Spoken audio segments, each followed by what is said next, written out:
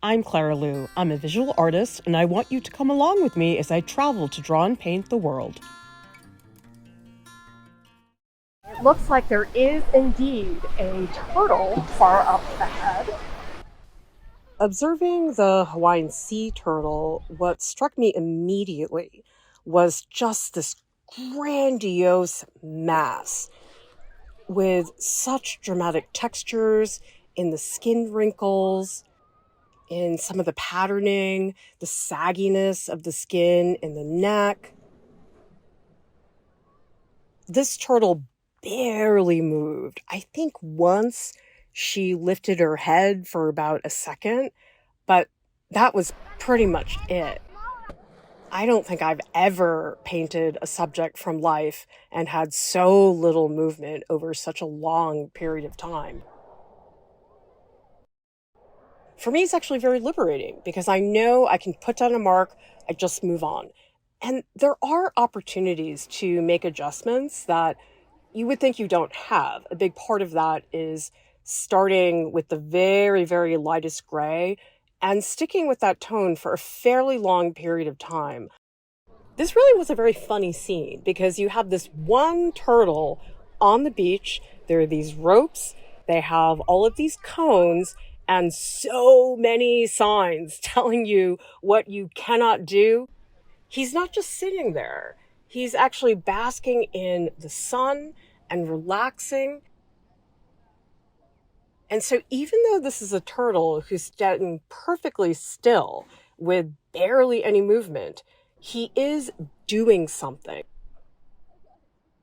So, I kept really reminding myself about that I wasn't just drawing a turtle that happened to be just sitting there, but that he was actually doing something that was important to his life.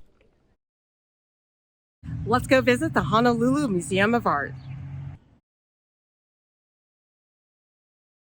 This is a chariot paneling, and it's made out of polychromed wood. I found an anatomically correct breastplate.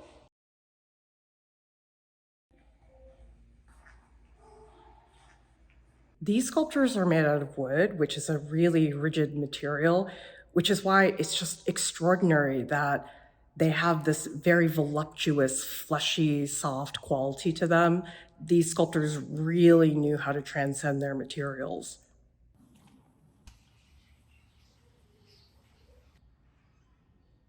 I think this is the first time I've ever been to a gallery in a museum that was dedicated entirely to the Philippines. It says that long before Western contact, the Philippines was a melting pot of people and a crossroads of trade with China and Southeast Asia. This is the Philippines gallery, but I'm really surprised that so much of the artwork here is really reminiscent of European Christian artworks. A lot of these sculptures really look like they could easily fit into religious art in the Middle Ages in Europe.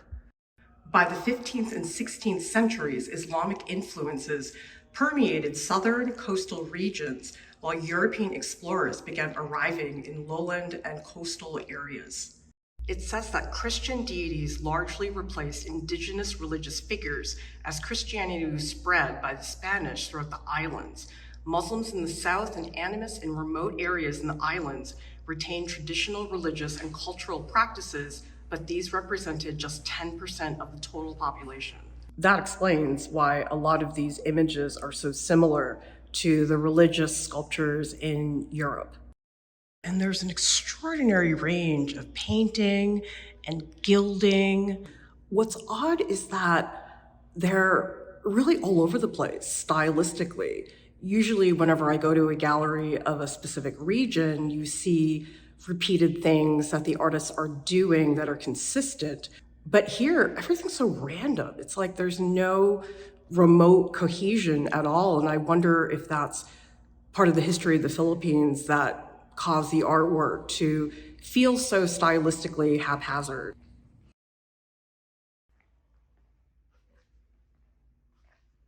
I'm noticing in the low relief sculptural areas how they're seamlessly interwoven with the painted lines.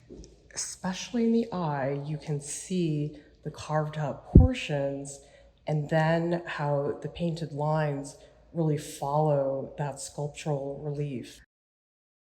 This is a sculpture, but line is such a critical part of this composition in the painting and the sculpted areas. You start with the sculpted area, and then that green stripe is painted, followed up by all these other stripes of painted areas. Some parts of this are raised, but you can see how dominant the lines and the color are. The rope sticks out the most, but the color really enhances what's happening around it.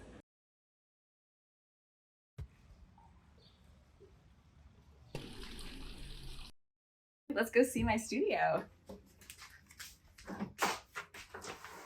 This used to be one of the former inhabitants of this house's bedrooms.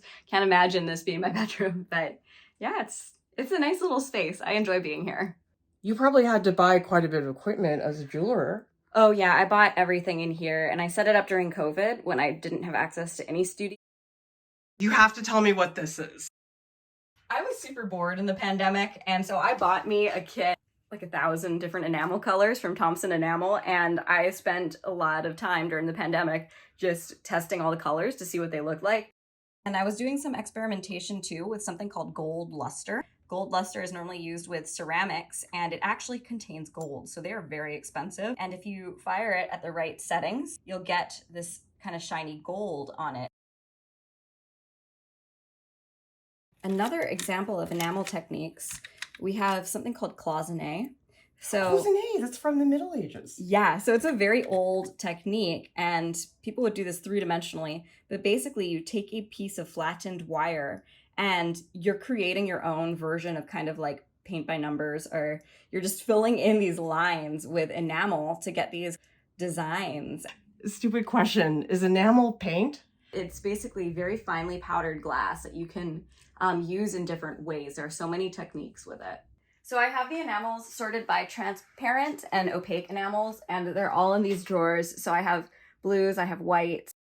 And so you can use these, you can sift them onto things, you can wet pack them. You can take this a step further too, because all of these are clear on metal backings. But if we take away the backing, then you actually get some really beautiful pieces of jewelry too, where you can kind of see through and the light will shine behind it. This one was inspired by the Islamic geometric patterns that were at Shangri-La or Doris Duke, which is this beautiful Islamic museum in Hawaii. And we were supposed to create pieces inspired by the museum, so I thought I would incorporate that geometry. This one still has backings. It's kind of janky. It doesn't look nice and pretty. Whereas like this is a more finished one that I had to show students. So you can see a lot of the light shining through. My enamel is actually kind of bubbly and dirty, which is not a great thing. So I've got to do some more experimentation and making sure I keep it clean. These were made with copper, and so sometimes it can happen because it produces like a lot more oxidation.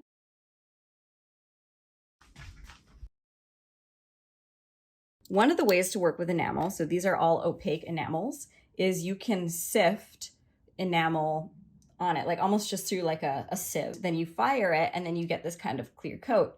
This one is fully fired, whereas this one is sugar coated. So it started to fuse, but not fully. So I actually love it because you get this super fun texture. This little moss or grass sample setting that I made. Looks like a golf course. It does.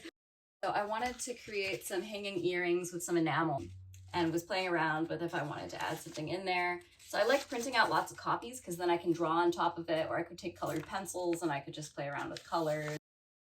Enjoy watercolor because of its speed. That was a way for me to really quickly just throw in big swaths of color for that background. But also, when your watercolor palette is full of sand, you don't have a lot of options. I wasn't sure initially that I was going to add color, but I felt like the piece just felt very cold with just the black markers. And so I did end up going in with a little bit of yellow ochre in a very opaque way because I felt like if I used it in a very watery manner, it was going to match the markers very well.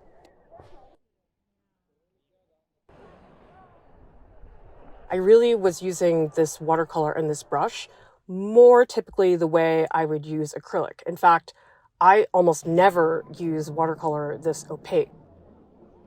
I do often go in and do another pass of marker to fix up some of those little moments. There was one part of the painting that continued to bother me after I left the site. That was this little patch of highlight on the top of the shell. I decided to use white colored pencil. This colored pencil was water soluble, and it made it very easy for me to beef up the highlights and then go in afterwards with a slightly damp brush. And this allowed me to loosen up and soften some of the edges of the colored pencil to make sure it really sunk into the other media.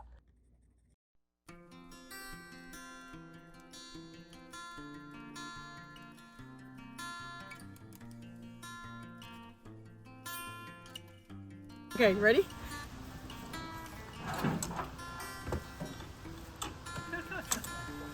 That's really heavy.